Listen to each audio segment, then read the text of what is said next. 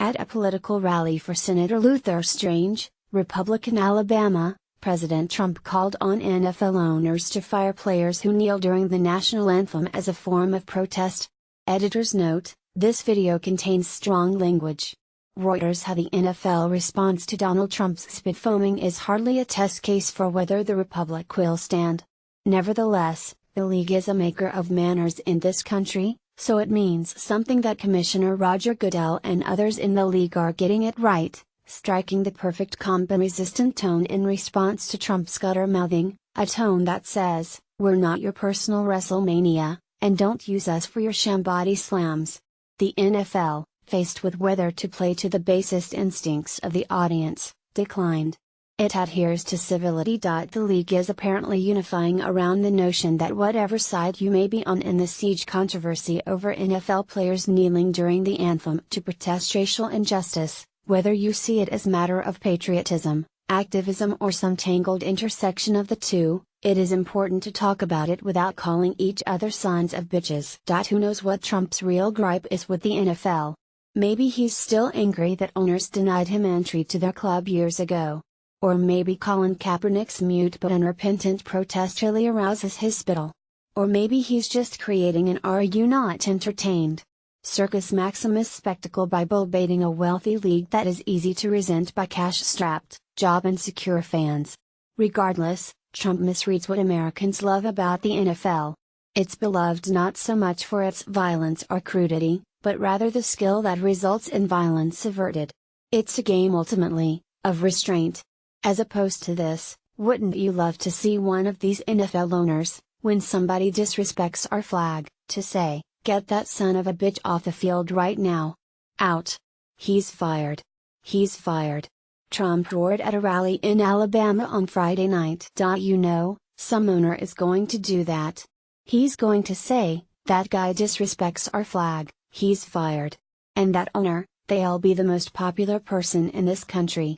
Not content to drive one wedge, Trump also called for a fan boycott and suggested the league has gone soft, lamenting the fact that amid CTE concerns it has passed rules trying to protect players from head injuries. "Because you know today if you hit too hard, 15 yards. Trump said. "It's hurting the game.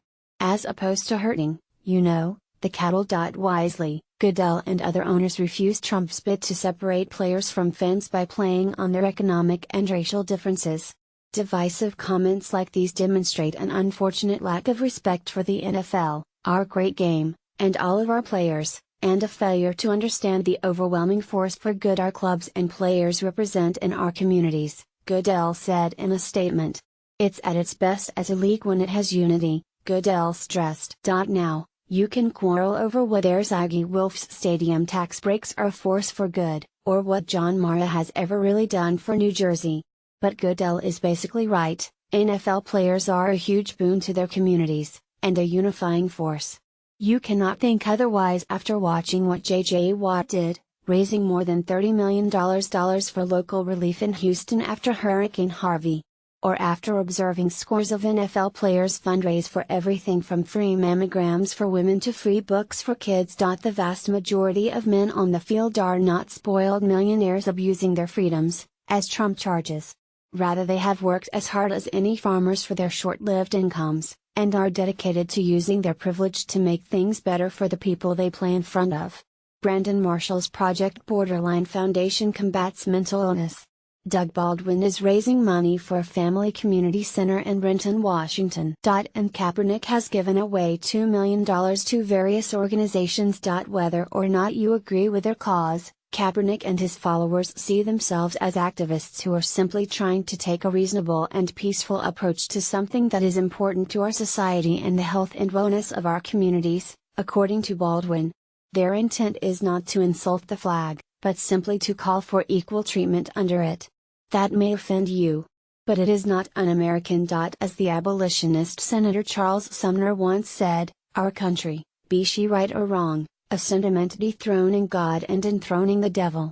The NFL is in a difficult state. It has a health crisis, an uncertain future in a fragmenting entertainment market, a coming labor fight. and it's in the midst of a tough but needed conversation about race in a league in which the owners are almost universally white and the players are almost 70% black. Kaepernick remains unemployed and no one will admit exactly why, though suspicions abound.